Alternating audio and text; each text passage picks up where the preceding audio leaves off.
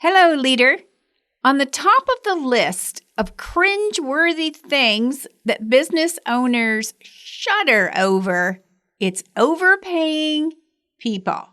Feeling that you're overpaying someone is never great, and you can beat yourself up about why you didn't realize it sooner. It's one of those things. Once you're suspicious, you immediately start looking for evidence to back up your thoughts while also hoping that you're wrong and that you're just missing something. For sure, it can keep you up at night. Well, let's talk about it. Today, I'm going to share some glaring signs that you could be overpaying someone so that you can take action to correct it. Welcome to the Stacking Your Team podcast. If you are a woman who owns a small business and you'd like to learn how to lead your team so they don't need you to hold their hand, you are in the right place. I'm your host, Shelli Warren. I've led winning teams in retail, innovative technical teams at a Fortune 50 corporation, and coached many remote teams to win at work. And in case you're wondering, no one escapes team troubles, including me. You already know that the people side of running your business can be tough. I'm here to help. So let's jump into today's episode with a little reminder that the team that got you here may not be the team that will get you there.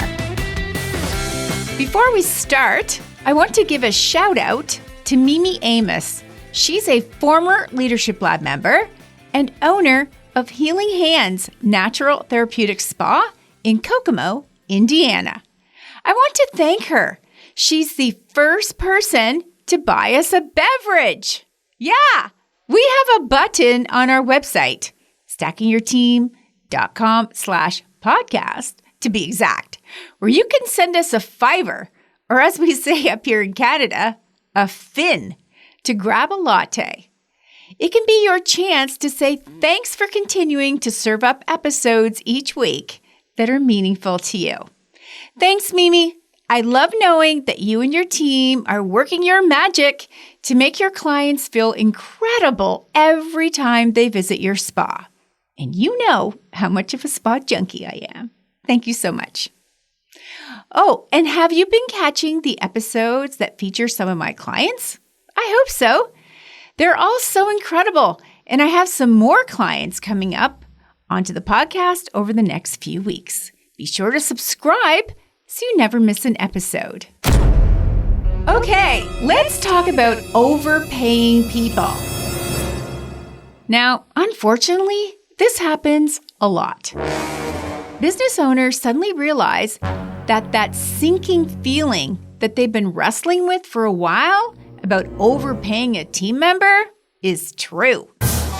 My clients tell me that they feel awful about it and embarrassed.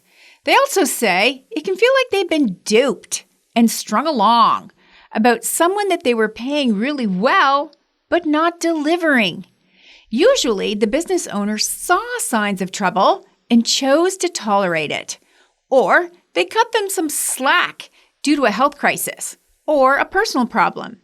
When things have gone on for a long while, I know many of you will have extended a hand of support even more by doubling up, having peers step in to cover the gaps and help with outcomes. So essentially, you're double paying for the outcome. Now, sometimes this is absolutely warranted. The issue is when the double up of support goes on for too long without any sign of progress that the person is ready to resume the full responsibility of their role. Well, you are a small business owner. You're not a corporate giant with unlimited capital to cover the cost of paying two people to do the role of one. So glaring sign number one that you're overpaying someone is paying double for outcomes without any evidence that the person is on track to return to their full duties. And coupled with that, there's no evidence that they want to.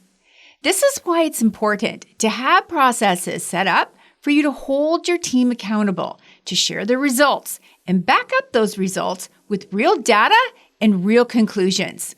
You're looking for a match between their perceived and their actual level of contribution. Here's another dilemma. I've had clients discover that they've overpaid someone after the person quit. Here's what I mean by that. Pretty soon after the person is gone, significant mistakes are uncovered, or gaping holes are found in their ownership areas.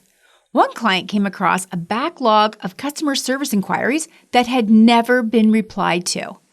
Another discovered that clients had been disappointed all along with this person's performance, but were committed to the project and the business owner. So they simply hung in there, tolerated it, and were planning on not renewing their contract. So that's the second glaring sign that you've been overpaying someone. Ongoing errors, repeatable mistakes, a continued lack of effort to finish something to standard. Coupled with this can be an increase in either team or client and customers' complaints. It can be incredibly frustrating when they often miss deadlines and have a myriad of reasons why without taking ownership. That's why it's important to have tools and processes set up for you to hold your team accountable, to know what they're getting paid to do. You also need tools and frameworks that help you reinforce with everyone that they're expected to ask for, listen to, and take action on feedback that is shared with them. When you don't have this set up in your small business, team members can drift from 1 week into the next, from 1 month into the next, not delivering and disappointing people over and over again. Okay, how about this one? Some people can become adept at avoiding having to learn anything new. They can resist it, push back, avoid it, and expect others to do it for them. Essentially, never growing, expanding, or stretching their skill set. When this happens, combined with a business need to adapt and to introduce new products or services, maybe even extend your hours of operation, and they want everything to be status quo, stuck in the past, and openly resisting change, they can become very disgruntled. It appears as being unwilling to adjust their attitude and their performance. So yeah, you're overpaying them. So that's the third glaring sign that you've been overpaying someone. They've lost interest in learning anything new and actually resist it. Their level of contribution has not changed, even though the business itself has grown and demand for your products and services has increased. This is why it's important to have tools and processes set up for you to hold your team accountable, to know that being a one-trick pony, whereby they're not adding any cross-training skills or specific new value-added skills, stalls the capability of the team, the business, and them. And how about these red-hot behaviors that undoubtedly are proof that you are overpaying someone? Here we go. They don't take action on feedback that's been provided to them, or they improve slightly for a short period of time and then drift right back into their low performance. Or you may have noticed that their peers don't want to work alongside them. People request to change their work schedule in an attempt to avoid them, or even book PTO to get out of working with them altogether. And then there's this one. You provided a raise and their level of contribution stayed the same. This disappointment is often in addition to you noticing that they cannot connect the dots. They can't see the big picture, so they can't think on their own or make informed decisions. So this pulls you back into having to provide daily direction, exactly the opposite of what you expected when you initially gave them a raise linked to some new responsibilities. Again, this is why it's important to have tools and processes set up for you to hold your team accountable to meeting those core deliverables of their role. When your business is growing and the weeks melt into the next one, and you don't have any way to actually see or feel what's going on with their performance, you can be blindsided, and sometimes it's way too late to recover. But this doesn't have to happen to you. You don't have to be worried all the time about what your team is up to. You won't have to repair damaged relationships with clients and customers when you have transparency and make it a habit to talk about results.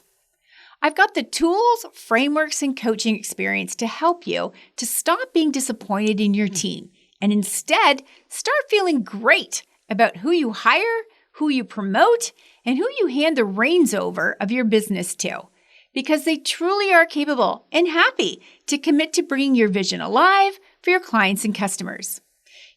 Joining the Leadership Lab could be your very next best step to finally knowing how to lead so your team turnover settles down. People know exactly what they're being paid to do, and the results that you've been wanting your team to deliver actually happen. The Leadership Lab is welcoming new members right now. It's my transformational small group coaching program designed to accelerate your effectiveness to lead your team really well, while removing yourself from the day-to-day operations. Become a client, get the help you need, and watch the improvements happen within your team that will spill over right across your business. And then come and join us at our next client gathering in Ottawa, Ontario on October 2nd and 3rd. By the way, I've got a few spots open for one-to-one clients if you'd rather get my brain on your business that way. If you enjoy the podcast, you'll be thrilled about the level of support you get, and your team does too, when you become a client. I'm here to help. Apply today directly from the website or the link in your show notes. Leadership can be exciting, challenging, and lonely at times. So don't go it alone. Let me help you create the team and the leadership structure that you've been craving. So until next time, remember, if you have a dream, you need a team. So let's get stacking yours today.